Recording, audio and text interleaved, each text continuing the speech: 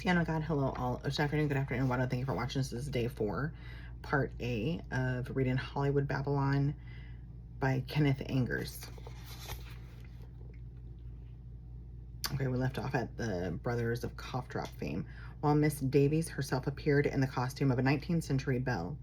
In parentheses, John Barrymore was was such a realistic tramp he was almost refused admission. Jeepers. I wonder if there's any relation to Drew Barrymore. But anyway, the stars were also costumed in the height of fashion for any appearance in public, with La Swanson, L.A. space Swanson, leading the parade down Peacock Alley. Gloria's yearly clothes bill itemized at fur coats, $25,000, other wraps, $10,000, gowns, $50,000, stockings, $9,000, shoes, $5,000, lingerie, $10,000, purses, $5,000, headdresses, $5,000, and a $6,000 cloud of perfume. At the time, Gloria was collecting $900,000 a year from Paramount. Wow. Oh, and I dog-eared across their faces. Okay, this is Chaplain Squire's two beauties, Gloria Swanson and Marion Davies.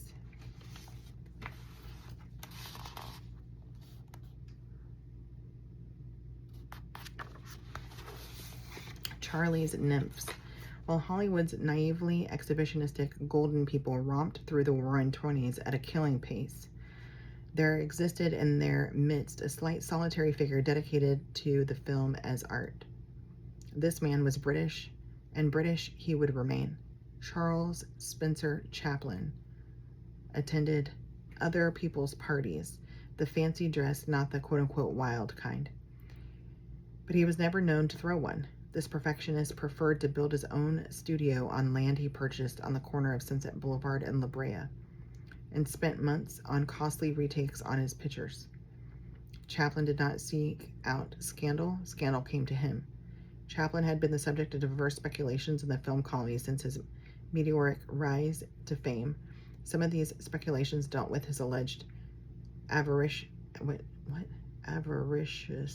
Oh yeah, avariciousness. Avariciousness. But the most popular theme for gossip was the way the little man had with women. His name was linked at various times with Edna Purviance, Purviance, Lila Lee, Josephine Dunn Tuins, Anna Q. Nilsson, Nilson, Thelma Morgan Converse, May Collins, Claire Windsor, Claire Sheridan, and Pola, Pola Negri, Negri. A quote-unquote big woman in Charlie's love life was also one of the world's richest. The original gold-digging, Ziegfeld girl, Ziegfeld, Ziegfeld girl, Peggy Hopkins Joyce.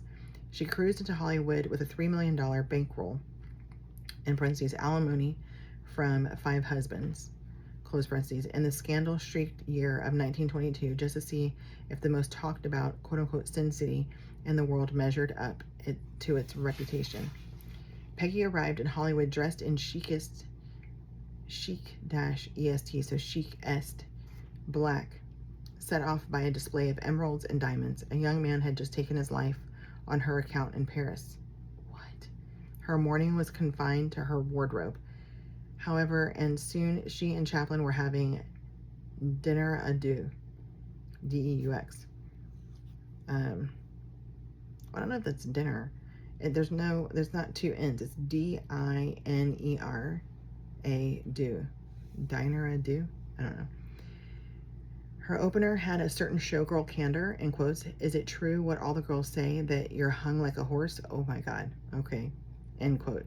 The big blonde and the quote-unquote little fellow were soon enjoying a summer sojourn on the island of Catalina, Charlie having set aside preparations for his next project, Napoleon, to indulge this idol. Charlie and Peggy sought out a secluded cove on the far side of the island where they could picnic and do some nude bathing, unobserved, or so they believed. The presence of the 2 celebrities on the little island had not gone unnoticed, however, and several of the more intrepid native Catalonians had hiked up the mountain overlooking the cove, equipped with powerful binoculars. Soon afterwards, the wild goats native to Catalina acquired the nickname Charlies, in quotes, Charlies.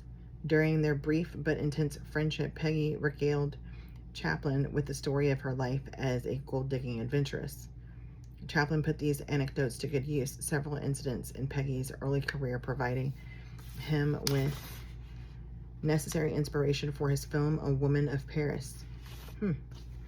Here is the poster. It says Catalina, Lovely Isle of the Sea. Lyric by Elizabeth B. Renton, R-E-N-T-O-N. Music by George Crozier, C-R-O-Z-I-E-R. E.B. Renton, publisher, Avalon, Catalina Island, California. That's what it looks like. On this page it says Innocent Mildred Harris.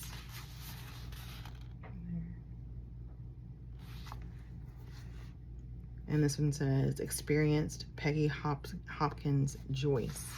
There she is.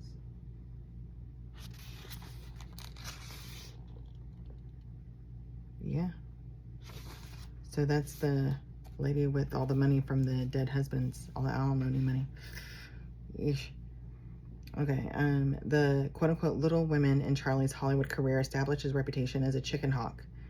The first nymphet was blonde little Mildred Harris, who was 14 when she and Charlie met at a blanket party on Santa Monica Beach.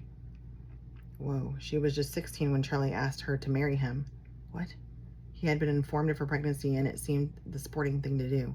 The marriage on October 23, 1918 was but 48 hours old when one of the new studio nabobs, N-A-B-O-B-S, an ex-junk dealer named Louis Mayer, flashed a contract at Mildred. It was signed. Mildred had a cute face, but was no actress.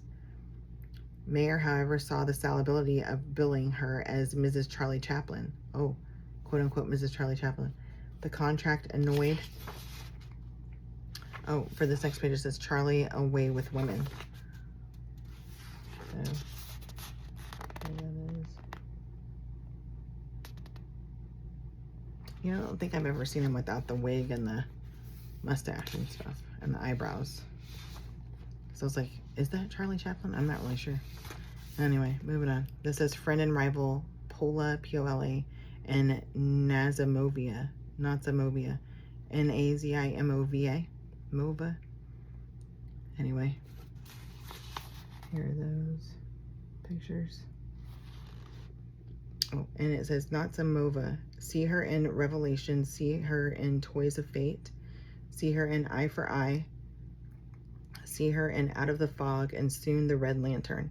Then tell us who is the really great artist of the screen. Nazimovia Productions, Metro Pictures Corporation, Maxwell, and I can't read the other parts. I can't read like that part down there. Okay, going back to the sentence. Providing him with the chaplain who had not been consulted. Mayer announced with great fanfare that the first feature starring Mrs. Charlie Chaplin, in parentheses, Mildred Harris, close parentheses, would be a saga of domestic discord entitled The Inferior Sex. Okay. As a quote-unquote legit couple, 29-year-old Charlie and 16-year-old Mildred didn't hit it off too well. I'd bet not, because she's a child, and he's like almost 30. That's nasty. Ugh. Anyway, Chaplin confided wistfully to Fairbanks that his young with-child bride was, in quotes, no mental heavyweight, end quote. A note of tragedy was injected when Mildred almost died in childbirth. The baby boy was a deformed monster who lived only 3 days.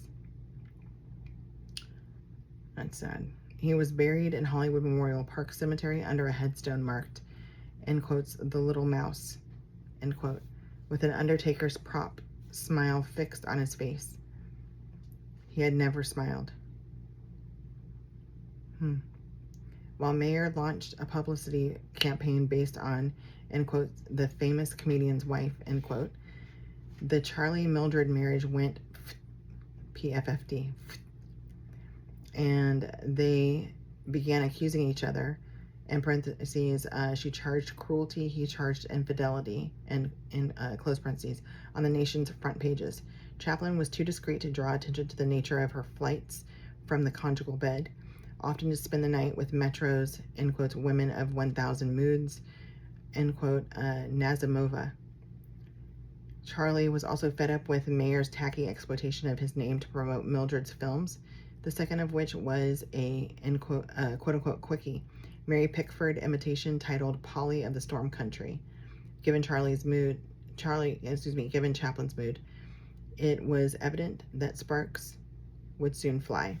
A chance encounter occurred April 8th, 1920, in the crowded dining room of the fashionable Alexandria Hotel. Seated at opposite tables, Chaplin accused Mayer.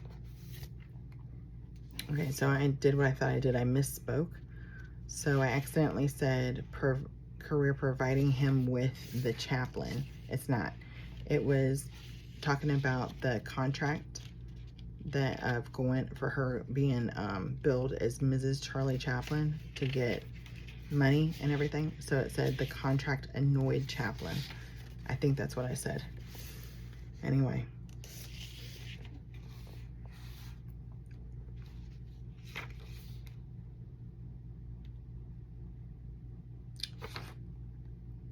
Okay.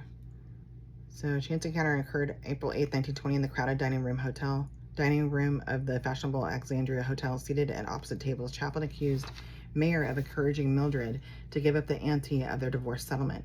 When Mayer stalked out of the hotel's lobby, Chaplin followed. Mayer turned and shouted, in quotes, "You filthy pervert." Chaplin dared him to remove his glasses, upon which Mayer whipped them off with his left and socked Charlie with his right. A solicitous, solicitous,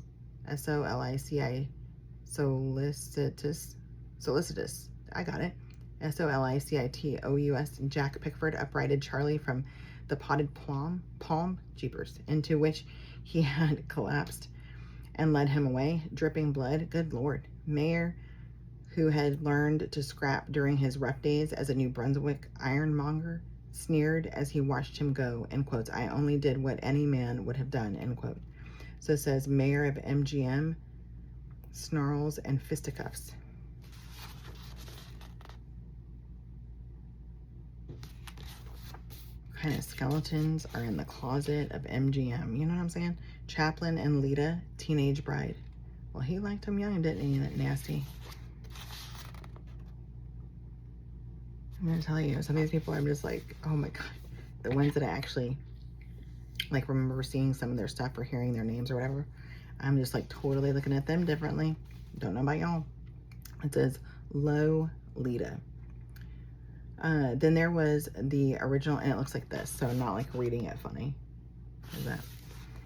Then there was the original of the most legendary of nymphets, Lolita. Who was Lolita? She was born in Hollywood of a Mexican mother and an Irish-American father on April 15, 1908. Her baptismal name was Lolita, Lalita, McMurray. She grew up on the wrong side of Sunset, not far from Chaplin's studio, in a low-rent bungalow. Impudent, but not clever, with a broad face and low forehead. She was backward in school. Chaplin first laid eyes on Lolita when she was 7 years old. Oh my God. The year was 1915, the place a popular tea room frequented by the movie folk. Kitty's Come On In, where Mrs. McMurray, in parentheses Nana, worked as a waitress. Little Lolita caught Charlie's eye, in parentheses, she knew who he was, and she just simpered and stared. Charlie saw a flimsily dressed little Nuggins with bold eyes. He beckoned her over in an amusing bit of pantomime. Okay, asked her name, and soon they were both sharing tea and devil's food cake served by an observant waitress, Nana. Before long, Lolita was working as a child extra and appeared as a flirting angel in the quote-unquote heaven scene in The Kid, and as a maid in the idol class. Chaplin was helpful, placing Lolita in walk-on parts. With the paychecks coming in for her little girl, Mrs. McMurray could quit her job waiting on tables to devote herself full-time to the quote-unquote education of her daughter. Nana taught just one course, semester after semester, how to marry a millionaire. Okay. Dumb Dora finally caught on. Lolita at 12, 13, 14, 15, and Chicken Hawk, Charlie, never far away, mistily watching the bud unfold. Lolita had, quote unquote, filled out, oh my God, enough to become a leading lady. Does it sound like he groomed her, or is that just my past? You know what I mean? Like, red flags coming up and stuff. Like, ugh, jeepers. Chaplin was launching the gold rush. Excuse me. And wouldn't Lolita be fine for the role of the dance hall girl? Chaplin thought so. Mrs. McMurray exultantly, EXULTANTLY, agreed. In March 1924, Lolita signed the contract, jumping up and down and piping, quote unquote, goody goody, while pleased Nana looked on. Her daughter was underage, but not too underage, she understood, to spend time off with the boss who was coaching her. In parentheses, Lolita had been coached at length by Nana on the part she should play with Mr. Chaplin. Oh my God. Close parentheses. With a militant mother behind her, Lolita at 16 was suddenly star of the Chaplin Studios, with her name on Edna Purviance's dressing room door, refurbished to Nana's taste. In honored filmland tradition, the name had been, quote unquote, doctored. Lolita now read Lita, Lita, and McMurray now read Gray, Grey. In parentheses, Gray was the color and the name of the Angora kitten Chaplin had given his young star mistress. For such she had become a short time before. Oh my Lord, biscuits. Close parentheses. The kitten accompanied Lita to the, oh, here's Lita and Sons.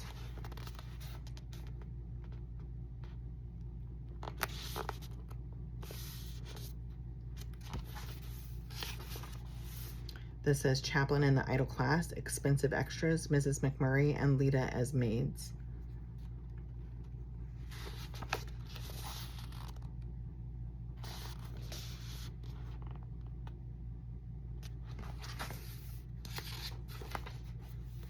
Chaplin's studio, as did her ambitious mother, who never missed a trick.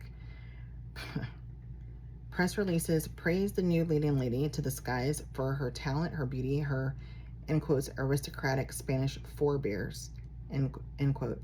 And as the gold rush went before the cameras, Chaplin shot miles and miles of film of Lita and the dance hall scene. It was heavy sledding. In spite of Charlie's infatuation, she didn't photograph well and wouldn't take direction. Whatever Charlie saw in her, a gauche babyism charm, seemed to evaporate under the hissing Kliegs, Kliegs, and all the director's tricks could not restore it. Chaplin began to feel it was the hovering presence of that determined little stage mother, Nana, who kept his bud from blossoming. Then one wearying day on the crowded dance hall set under the hot Kliegs, I don't know how to say that, as Lita tried to tango for the umpteenth time, she grabbed her tummy and let out a yell. Thus were the assembled cast and technicians of the Gold Rush Company, including the director, informed that Lita was pregnant. As far as Mrs. McMurray was concerned, watching on the sidelines, the quote-unquote happy event had been anticipated. She could now go into her act and scream for the saints in Spanish and fake a faint. Things were working out according to plan. It was time for Uncle Edwin McMurray, in parentheses, conveniently, the gentleman was a lawyer, end quote, close parentheses, to see Chaplin and point out that premarital sex with an underage female was legally statutory rape. Yeah, it is. The subsequent quote-unquote shotgun marriage of November 24th, 1924 provided the tabloids with their Hollywood scandal of the year. It was to be Chaplin's baptism of fire. He sought to avoid scandal, but 50 reporters stampeded after the couple as they fled across the border to Mexico, seeking a quick, anonymous ceremony.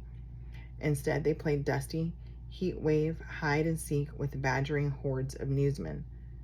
You know, I never heard about people getting swarmed back then. They acted like it happened, like, really with Princess Diana. But I feel like they got swarmed before that. But I don't know. Maybe they put the kibosh on it and then it just like, I don't know, or maybe they kept it out of the news. We'll end it at that.